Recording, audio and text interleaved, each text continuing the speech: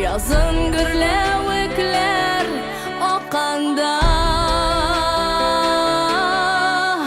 Son tügülerle canım yaradırga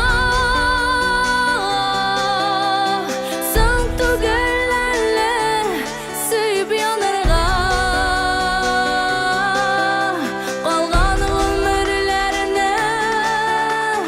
Özü biz üçün canım Yarıdır bit yaşap kalarga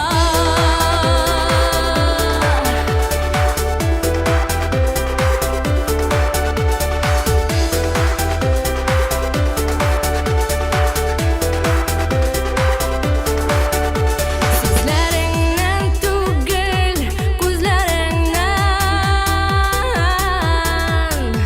Anlayayım senin durmuş yolunu Merhabat deyip bölüp arıganan Diren yaralarım uyuldu Son tügülerle canım yaratırga Son tügülerle süyüp yanırga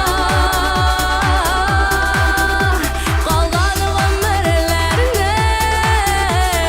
Özü biz üçün canım Yarıdır bit yaşap kalarga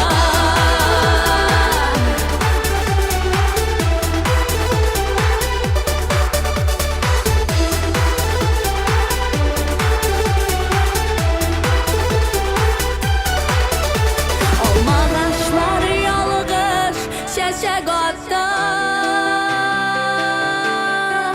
Matur kızlar gelse yanadan Bizden hisler hiç de yalgışmasın Senden matur çeçek tabamam Son tügülerle canım yaratırga Son tügülerle süyüp yanırga Kalgan ömürlerine Özü biz üçün canım Yarıdır bit yaşap Son tügülerle canım yaratırga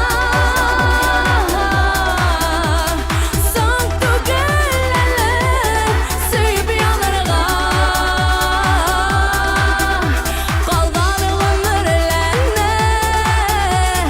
Özü biz üçün canım Yarıdır bit yaşap kalarga